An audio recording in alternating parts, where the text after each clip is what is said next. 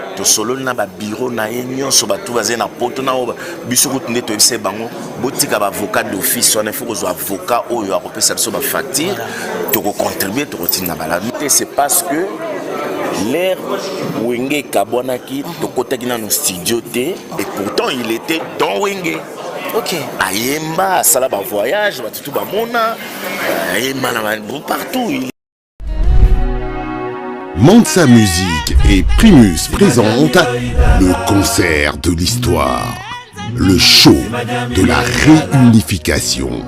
Wenge Musica 4x4 BCBG, 25 ans après, ils seront tous là. Le 30 juin 2022 au stade des Martyrs à Kinshasa, venez vivre le show de l'année. Avec les anges adorables. Wenge Musica 4x4 BCBG. Y'a Bisso Wenge. Prix 5000 francs congolais. Ouverture des portes à 10h.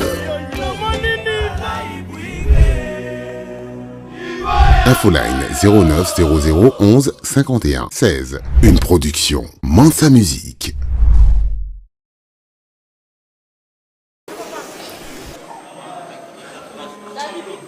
Ouais, je vais mettre ça après.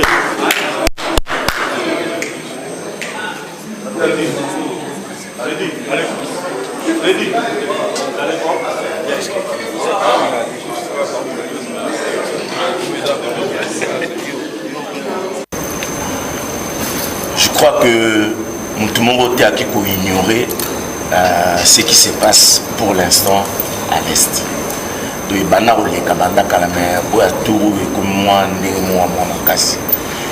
coïncider pendant que nous annonçons la concernation et la réconciliation, on a pensé que ce qui la recette en écoute, toujours une partie, de contribuer à faire ça, faire des surtout dans le bassin de Bango, au bazar.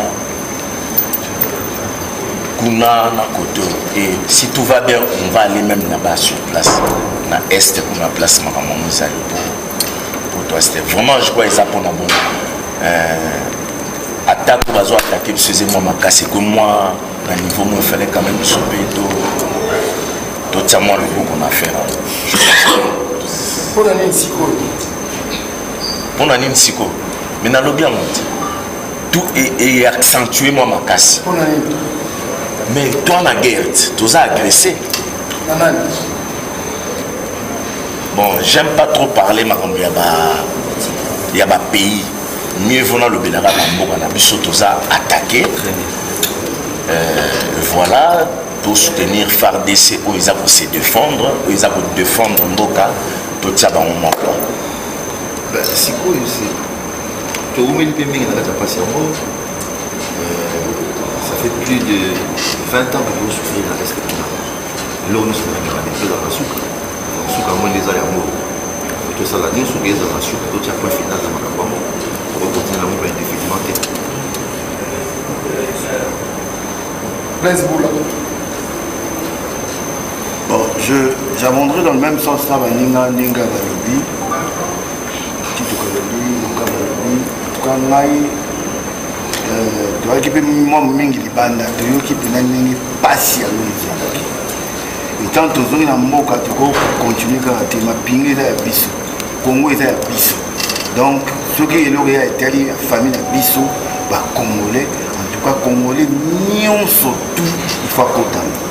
Tout le monde n'est pas pareil, si nous sommes suivre rappeler ma formation, tout le monde a ramené que non, n'a pas footballeur, n'a pas écrivain, n'a pas tout le monde pas contact. N'a pas qu'on a vu ce que c'est le moment et surtout qu'il coïncide dans les et coïncide dans la réunification. Il y a Wenge. Alors, pas si on a fait presque une décennie, 2 décennies. Donc, 2 décennies, Mobimba, Wenge, presque 2 décennies, 3 décennies, là qui est un peu, il y a Robanza. Oui, non. Et coïncider tout ça, la psycho, c'est le moment qui est venu.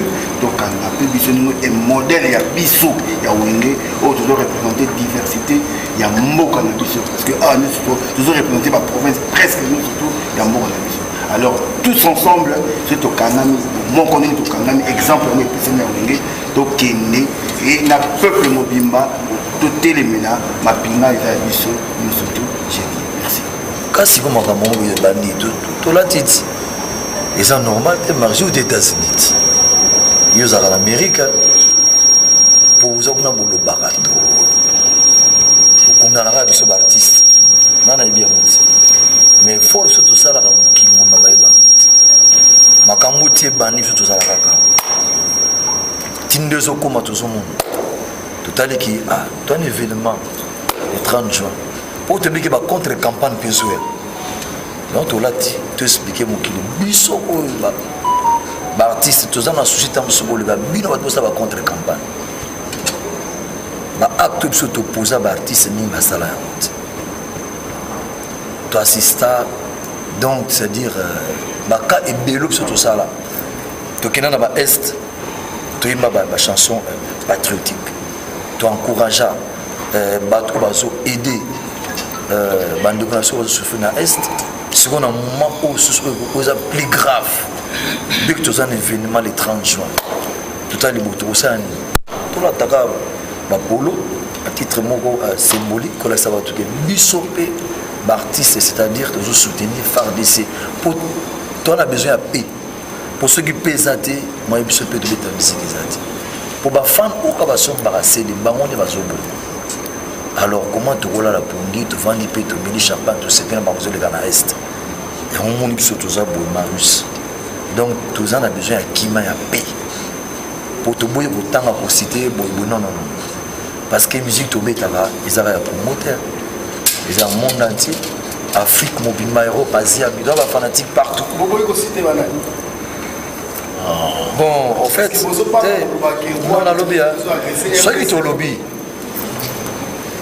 ils vont changer le logo modèle l'essentiel va comprendre que pour là dit FARDC Congo Mobimba va soutenir FARDC les va se poser par acte pour na ko chakini tant on se dit on pose à la Paris va doit ça bon pour éviter pour t'aller filtrer belé on ne sait jamais au monde a Maurice Pétance payé mon a c'est pas peine mais c'est vrai alors ton bon abso qui est au-delà pour écrire polémique si matoto ya wenge mababa ya wenge tout on a soutenir FARDC il faut écouter ennemi dehors vraiment on a kufa kule chi atula le mushingisi je te nasema il faut tout soutenir FARDC juu évite l'aisha batu bana kufa sana tunachoka vraiment FARDC on vous encourage on est derrière vous quoi uniforme autolatiza on a ça va manquer pour les ambitions dans le mitema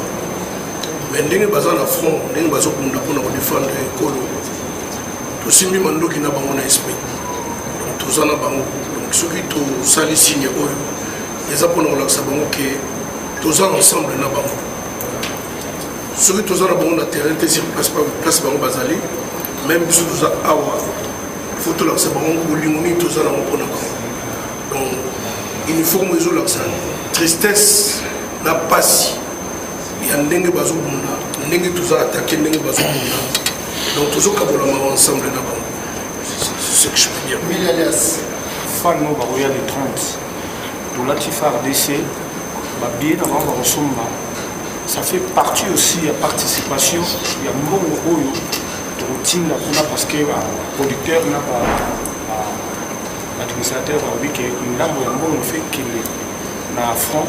Là, c'est FARDC pour soutenir aussi la population au Baboya. Donc, déjà, dans ça fait partie, de participer à Makamo et Zubiso de Kamo. Donc, c'est un et puis, parce que partie à Mbongo et qui n'a pas pour soutenir FARDC. C'est le moment opportun, l'opportunité du moment. Et puis la nécessité de la chose. Donc, Wenge, nous allons aussi participer à l'effort de guerre, parce que nous sommes des combattants nous-mêmes. Donc, vraiment, c'était une idée à ne pas louper. Donc, nous sommes des mèches avec nos phares d'essai qui nous soutiennent. Na côté donc je ne peux pas m'enfoncer beaucoup dans la politique puisque nous sommes des artistes. Nous sommes là, nous mobilisons de masse à une cause, ça, l'effort de guerre. Hein? Je crois que quand on a le bar, on ne fait pas la fête lorsque ça brûle chez les voisins et lobby clair. Donc Est et Aza voisin absolument. Moi-même je suis Est. Donc Est fait partie de la RDC. Je suis de la RDC, je suis congolais, donc je ne vois pas pourquoi questionner, donc ça n'a pas de sens. Mais ce qui, après, j'ai même oublié tellement, pourquoi Toponi voilà. Le 30 juin. D'abord, le 30 juin, il y a une date très importante pour notre pays, il y a une date d'indépendance. Et puis, dans le bas, quand on est bandé pas à confrère Nabino Marius, nous avons coïncidé que pendant que tout le monde concerne la réconciliation, et ça c'est que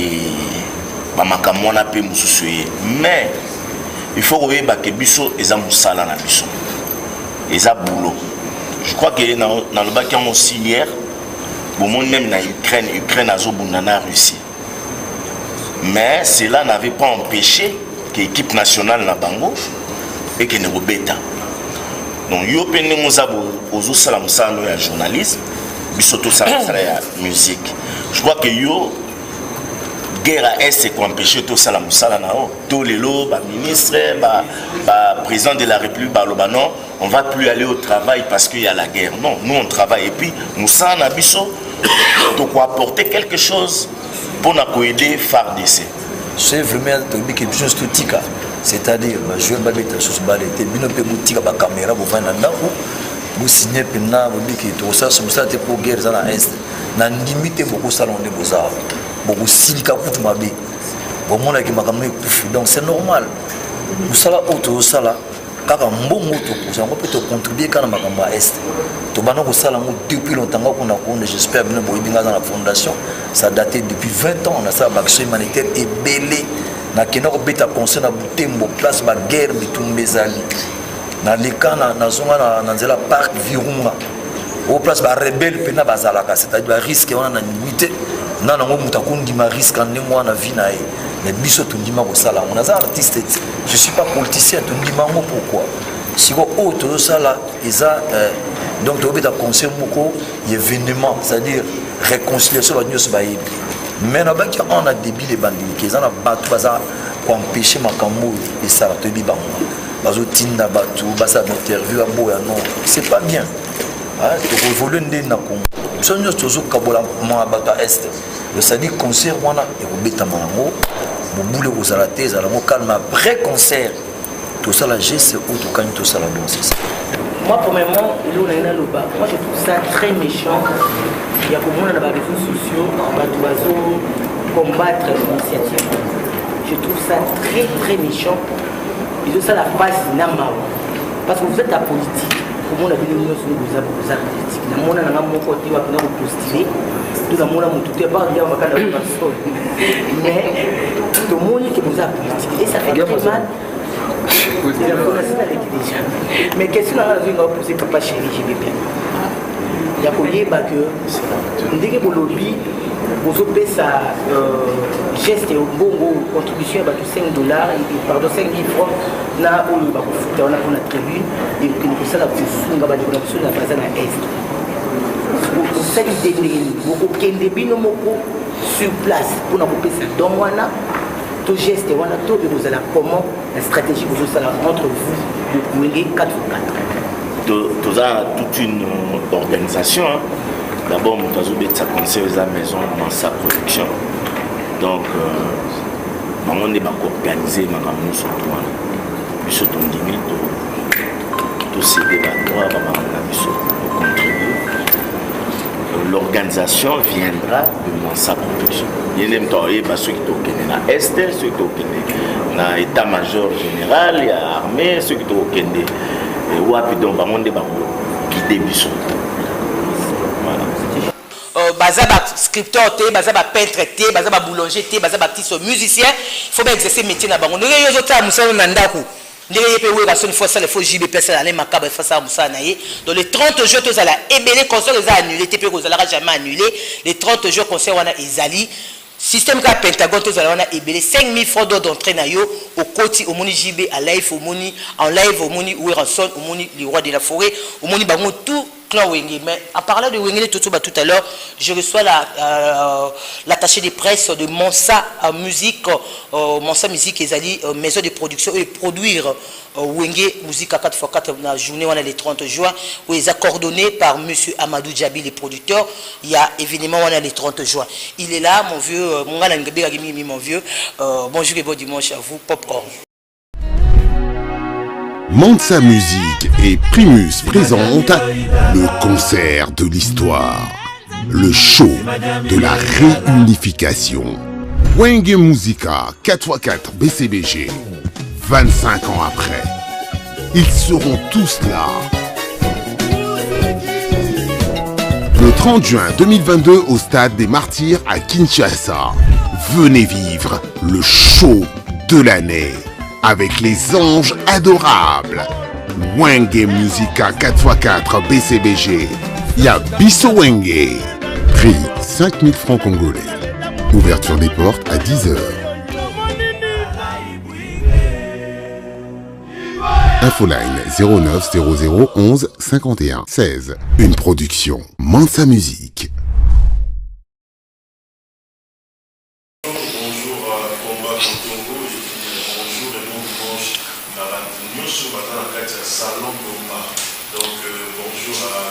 Ceux qui nous regardent à travers le monde, milliers de millions de gens qui te regardent chaque dimanche. Félicitations pour cela. Merci beaucoup. Voilà, ceux qui ont invité dans le Mbango pour tout dans quelques jours, donc une semaine presque, pour nous construire un événement. Comme nous sommes accro dans les réseaux sociaux, tout le monde qui déjà des tracteurs qui belé, que le concert est annulé. C'est l'illusion dans le concert, il y a Youssoufa, où ils ont annulé dans Rwanda, Babouni Rwanda, ils ont Kinshasa, ils ont rentré dans le Mbango pour marteler les sous-événements. Pourquoi, d'après pourquoi des tracteurs belé mbana moroboye jusqu'à la veille il y a concert? Qu'est-ce qui se passe? La force de Wenge fait peur, premièrement. Et puis deuxièmement, les gens sont contre la réconciliation et l'unité. Bato bazo bunisa mboka na biso balingi Congo za la unité. Congo za la réconcilier bango na biso bande kwa Congo tous za la diviser parce que ba diviser pour mieux régner. Quand les gens sont unis, réconciliés, et ça fait peur aux ennemis du Congo. Et vent où il y a réconciliation, Wenge bandi. Pour moi, il y a réconciliation, salami pour moi belé na ba église na banini. Nous souhaitons que réconciliation là et ça na ba couche pour que unis tous à la fort. Donc ezali ba détracteur yamboka parce que concert oyo Wenge zobeta déjà avant agression oya Bunagana tolobara déjà que concert za pour la réconciliation, unité, na paix. Alors, situation yamboka est changée, tokomi agressé une fois de plus, ba FARDC ma pinga na biso, ba telemi pour ba bunde la mboka. C'est que biso moi na Congo, mutu nyonso, il faut apporter soutien na FARDC. Na français balobara, si chacun balaye sa porte, si chacun balaye devant sa porte, la ville serait propre. Donc mutu nyonso so akomboli liboswa lopango na ye, mboka ekoma propre. Et ingolo banine mutu nyonso na domaine na ye sera pesi effort soutien na FARDC ko makasi soki yo okomaka comment pona kopesa force na FARDC soki yo osala ba tableau sala ba tableau po esunga FARDC soki oza mutu sambela pona FARDC soki yo obeta bale beta po lokumu bendele ya mboka matalikolo gagner ba coupe, gagner ba trophée pour na bende la mboka. Tant on peut musique, on beta musique, na musique na yo to gagner ni nakati. To gagner que ceux qui au côté concert, mbongo wana grande partie to sangisa yango to pesi ba soldat ya FARDC comme soutien. Ba melata mai, ba zwata eloka malil, mabeza wapi. Vraiment. Mais yo ozotalanga na ndako contribution na yo eza nini? Wenge balobi ke mbongo tokozwa, Manse lobi ke mbongo tokozwa tolongo la grande partie pour te soutenir ba FARDC, te soutenir ba femme basi na bango ba otikala awa, te soutenir ba femme veuve ya ba artiste ba kufa. Mais yo na musala ozosala ozotalanga na ndako, ozo contribuer na nini? Pour ce concert, 5 000 francs na yo ezali effort de guerre. Oh yozo pesa. Pour ba pesa ba soda kuna. Mais ce qui est besoin de petit concert, c'est que tous aura que 5 000 francs à 2,5 $. Tout le barak est au longoli $1 na chaque billet vendu. Fois 80 000 et puis si 80 000 $. 80 000 $, wana ego ko sungate. Et sunga makasi. Si vous n'avez pas 80 000 $, n'a pas de logoté, toponini. Vraiment. Donc, il y a le 30 juin, ils allaient effort de guerre, ils allaient pégo l'axabamuna qui tous allaient unis. Tous unis. Parce que ceux qui au moni musique et qu'on mobilise bateau. Dans le temps où il y a musée, toujours agressé, bah musée, bah sangan, bah imbi toku fa pour na Congo. Oui, motivation peuple comment il y a un toujours il y a un rebelle na mamboko. Parce qu'il y avait une chanson, voilà. Donc il y avait une chanson qui a motivé les forces armées, qui a motivé la population. Et c'est ce jour-là, c'est ce que nous voulons faire. 80 000 personnes, tu gagnes, tu payes si paix pour l'Est. Nous réclamons la paix ce jour-là. Nous réclamons la paix ces jours-là. Très bien dit Popol Omukelenge. Donc, Yozo Talanga Dandaku, soutien à Yozo important. Koya na stade de Max. Ça kapoya koka musique te. Ça peut pono sunga. Bande kola ça FARDC na 5 000 francs na $1 ba kolongola. Et ça a bien bamela ta maï. Et ça très important. Parlant de montant, on a la publié qui dernier montant monté bimaki. Les gens bamsou abifaki ba tiata $5. Non, je pense que 5 000 francs, ils ont pris mon cours révolutionnaire. Ok. Oui, biso batapasi, to revarato mon ata jibena wera. So même biso na ba $5 to zwango. Et jibena beta concert 5 000 francs. Voilà. Donc c'est une façon parce que les gens ont l'indépendance. Mon indépendance, il faut te payer sa opportunité. Aya a sepila na indépendance à Congo, aya a contribué pour na FARDC. Parce que ce token on a $5, au moins tu vas te belé ba oyate. Mais mutu na 5 000 francs na ye, a golongo 2000 wana to tient pour na FARDC sali malam. Donc to boyate mais VIP ils en a $100. OK. Bino bata zambala en koi beaucoup moi $100. Boye VIP na bino. Eza problème. Te malala 4 à 5 000 francs voilà. Poto yo ka mwa po les amakasi bata 5 000. Toto boya pas discrimination. Bandeko oyo baza na possibilité 5 000 francs baza bandeko na biso. Toza la pembe na bango ça. Et c'est la bien. Sécurité aux alamakasi, eza mukula mboka donc eloko ba biso. Côté sécurité mutu mo po ngai résultat na za pena mile ba petit peuple wana donc ba komela ngami omba tele chombo na ngai nazo bangola chombo na ngai 5 000 francs na tellement fou le dozala téléphone na ngai omba nazo bangola chaînette na ngai. Agent sécurité ba ozala. Déjà il y aura 3 barrières de sécurité avant comme na stade. OK. Deuxièmement, agent sécurité na ba policier ba ozala tina kata ba gradin. OK. Tina kata ba gradin. Très bien. Donc tina ba toilette toujours par rapport wana nyonso. Et général Kassongo avec beaucoup de respect nous a confirmé, nous a assuré que déploiement en sécurité mukolwana et aux ala blague. OK. Et puis na ba service à sécurité privée et vraiment sécurité aux ala. Vous comprenez déjà que notre sécurité est à ma casse. Tina toilette sécurité aux ala parce qu'on ne sait jamais. Vous voyez bien que ça de Martine Abisso, ils ont vraiment grand liboulou. Donc le cas ça grand liboulou, il faut sécurité à ma casse pour nous aider. Bateau c'est pour bien la téléphone, nous avons un téléphone, nous avons une chaîne, nous avons une chaîne. Nous côté on a beau bangaté, sécurité est assurée. Vraiment autant la caméra sur la naba fanatique nous pour déjà Tchango Bazolanda, Moamba Lukunga Funa, awa Kalou qui l'a dans l'émission, Maloukou kuna na fait fort. Balanda émission Brazzaville pourquoi pas surtout bande quoi Brazzaville bako sané parce que les gens bande quoi Brazzaville bako koya tozana ba collaboration na ba hôtel ebelé bako ko benga biso na numéro info line au pesango izana ba fiche wana pour tous à disposition mais au moni wenge ezali kambo ya Afrique ezali likambo ya Congo te na dévoiler le mora moké car pour na yo délégation ya Brazzaville avec Joe Bala oui Joe Bala oui il y a 40 personnes. Ah bon? délégation à Brazzaville, 40 personnes, vient Zoya ya Bilamba na Bilamba. Démonstration ya ça pour la journée wana. Avec Joe Bala azokoma mardi. Donc bande quoi Brazzaville. Joe Bala azali moi na bino azoya na 40 personnes. Donc les Brazzavillois vous êtes invités parce que le Congo c'est le grand Congo. C'est pas seulement le Congo Kinshasa mais c'est le grand Congo. Et Rogavo va aussi avoir lancé un message sur les réseaux sociaux par rapport au soutien à Wingui. Donc c'est l'Afrique. Le Congo est dans le Cambo Afrique. Ceux qui Congo est dans la Passi, Congo Brazzaville les yeux en haut, Gabon les yeux en haut, Angola les yeux en haut, Zambie les yeux en haut. Donc vraiment il faut que la paix est régnée. Na ligne na continuer au Yebsabou. Neti lelo lobby na beni musique ebetaki mais musique wana ezalaki pona ko sangisa peuple. Déjà Manzaka on peut suivre l'image na Tanzanie Tanzania moko abetaki na Goma.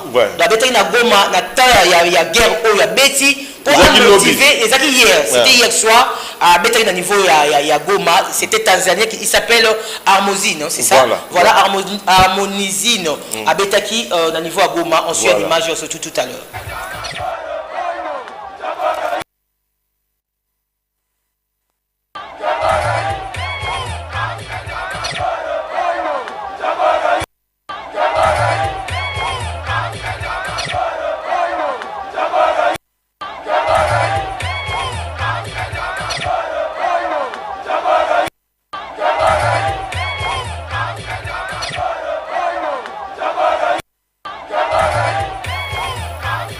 Voilà l'image il y a Kalaté hier soir au niveau de Goma, ça brûle mais ça quand même na droit ya ko sepela.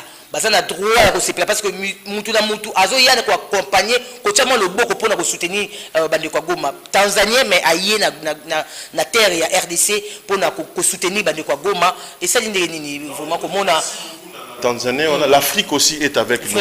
Nous ne pouvons pas arrêter le Congo et marcher parce que Banguna Morobo, Balingiba Sakana. Non, et la démonstration que la musique peut mobiliser le peuple. Donc, c'est participation à Tanzanie voilà. Pour mobiliser le peuple, couper sa force, espoir et droit à la vie. Na population. Donc journée wana bisotu mouchoir à pembe pour réclamer paix et zana est et puis mingi pour contribuer na soutien ya FARDC yango mikolo tozaboy totiki nan babilamba totiki babilamba ba griffe net donc tozali boyer pour na FARDC. Ancienne image parce que ngia makana wa son JBP na aimer la liste ngo ba bayemba ba kumisa apenza bayemba ya nzambi basenga kinzembo moko wera mutaseki ngema makanda mutasenga kinzembo wana ya unité union unité réconciliation unité et paix et ça des slogans Wingé 4x4 tiers parce que ça comme on a réconciliation dialogue et zalaté faut d'abord c'est la réconciliation après bon dialoguer pour ceux qui boya kanda bon dialoguer les ancienne image Wingé 4x4 voilà. Soki tokolingana ya solo, Alléluia, tokomona kembona Yahweh. Soki tokolingana ya solo, Alléluia, tokomona kembona Yahweh. Kembo kembo, kembo,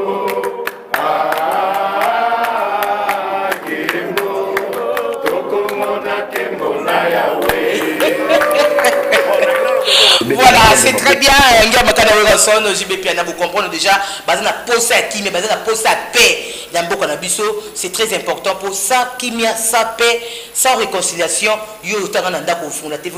Parce que Kimia, il faut unité, paix, pose en attend, il y a lien, il y a paix, il y a Kimia, il y a Nio surtout, il y a paix des base, il y a Macambunion. Voilà. La caméra, sur la tout parce que nous sommes arrivés à la fin. Ouais, à la fin, je demanderai na Bampangi Nyon sur Vincent, Bampangi Bandundu. Bango Nyon sur Bazala Mukolowana, le grand Bandundu, Bané Congo, Toya Mukolowana pour n'empêcher sa force, na force armée, il y a Congo, et puis pour n'en CP là, na initiative, oh, ba Wenge, ba Yokani, réconciliation, il y a Bandeko, et ça motif, moi, il y a bien Sengo. Toi, appuyer. tolobaka ba musicien bazala diviser ba kabola ki biso ba musicien ozomona wana ba kabola ki biso ba famille kabola ki mais lelo o bazongani mais to laksa bango ki loko bosali eza pe exemple pour toute une génération donc tozala wana bandeko nyonso ya Unikine passe Didier Masela atangaki ezali kam na bino moi na bino Unikine azongi 25 ans après voilà Kaluja azali wana bandeko nyonso ya IEC yangi ya matanga wana ba étudiant nyonso ya IEC yangi ya matanga wana ba étudiant Mouchetu boya bo soutenir Blaise Boula botika été ba saper Tata Mobushi Adolphe Dominguez azali wana ozomona alors bandeko nyonso mona le meilleur souverain ya azali wana donc petit peuple boya parce que eza pona bino ne wenge ni ko sangana donc tokutana wana le 30 juin 10h ba porte fungwami OK 10h ba porte fungwami OK moi village ozala kolia komela musique ezobeta ba DJ à partir de 14h spectacle bandi 10 20h donc to ça lever les rideaux azati lever des rideaux ba spectacle mon spectacle ezala wana ba genre ouverture ya Jeux olympiques ba spectacle wana voilà il y aura beaucoup de choses moyen le bezate mais ba langue na biso nationale qui lingala swahili chuluba ki Congo et vous allez représenter na ba folklore mais il y aura vraiment beaucoup de choses tout dans la journée wana. Voilà, Aaron Tokwenga depuis une télé, ba billet ezotekama na ba bar nyo surtout ya prémisse. Donc faut que la barre à prémisse au sommet 2 bouteilles, ba pèse billet. Voilà. Merci à toi la télé Aaron de te brancher. Beaucoup melanga, ce que vous avez la préoccupation ya billet, au komelinga na pèse ba détail. Voilà, on va partir du côté de la régie. On avait fait une interview avec JBP na Papa Chéri. On a eu à parler de faire réguler juste des nids. On se passe à Zapé na Katia Claire Wenge. Yom, tu as doute que faire réguler à moi la Wenge. J'avais posé la question à faire réguler. Il y a à JBP. Qu'est-ce qui se passe? Pourquoi tu vas douter? Nango, il a eu à parler et à expliquer. Et il a dit à vous tous, vous allez béler pour tout le monde, leader à Moufoudé, na 5000 francs à Pamba. Il y a JBP na Rotali na 5000 francs à Rotalaï. Le 30 juin, na stade de Martyr avec Papa Chéri et les autres na Klawenge Bozalawana et Billy. On suit l'interview avec Papa Chéri. Est-ce que mon solo li na bande konae en coulisses bongi bo non to solo la ki na en public bon mon bilo mususu batu mususu basala ma mususu za po de to benga matu vu ba mona bon to keseni batu na batu bana ndenge na ba bazwa likambo mais mutumotaro ko ignorant que fait régola saint wenge et surtout on a appris que JB Azaki vraiment la préoccupation ma kasi faire à la voilà mais parce qu'aza wenge vous comprenez faire aza wenge donc ça veut dire ngaina moninga na nga werason to solo na ba bureau na yenyo so ba tout bazé na poto na oba biso ko tunde to ese bango botika ba avocat d'office on il faut que soit avocat oyo a repérer ça ba facture to ko contribuer to routine na balade mais on n'a pas besoin de passer à la télé pour dire ça. Comment passer c'était une question le 30 juin on a invité Bokozala toujours na uniforme à phare des Seto Jiba Rolata Lodji et la surprise là. Papa je peux na faire rigola. Pourquoi les gens bazo croire que fait rigola était parti ya Wenge? Qu'est-ce qui s'est passé pour la bine boîte modier l'histoire? Non, c'est quoi en fait tu comprends? Bah tout nous sur la croire raté c'est parce que l'air Wenge kabonaki to côté qui dans nos studio té OK disent qu'il y a Wenge ensemble faire ayembe c'est pour ça les gens pensaient comme ça mais et pourtant il était dans Wenge. OK ayemba ça là ba voyage ba tout ba mona ayemba partout il est c'est vraiment mais les gens le comme papa chozobete na concert de Martyr il y a 5000 francs bateau na ba mona concert doté pour mono un mon à bango. Nous avons la télévision pour Nagoya le 30 juin 2022 dans le stade de Martyr avec Papa Chéri. Nous avons 5000 fois pas maman Moni Moufoudé. Mais il est qui là-bas. Ça plaisir, ça plaisir. Est-ce que mon solo li na bande konae en coulisses bongi boy? Voilà, c'était là l'interview avec JBP na Papa Chéri, c'était au showbuzz donc bino bato tia doute que faire rigoler Azaki na Claire Wenge il était de la partie donc vous comprenez déjà JBP a expliqué donc pour na kaka kota ki studio na bangote yango bato bazana ba doute mais Azalaki na kati ya Wenge 4x4 donc il a bien expliqué Papa Chéri donc retenez déjà les 30 juin tous à la ebele na stade de Martyr pour ngomba na ozala wana Pentagone makasi wana ochana ba bara Voilà, merci à vous. Bozo benga pona bozo koma pona ba billet donc komelanga kaka pona ba billet na koyebsone ni ko so billet na. Mansa Musique et Primus présentent le concert de l'histoire, le show de la réunification. Wenge Musica 4x4 BCBG, 25 ans après, ils seront tous là. Le 30 juin 2022 au stade des Martyrs à Kinshasa, venez vivre le show de l'année avec les anges adorables. Wenge Musica 4x4 BCBG, Y'a Bisso Wenge. Prix 5000 francs congolais. Ouverture des portes à 10h. Infoline 09 00 11 51 16. Une production Mansa Musique.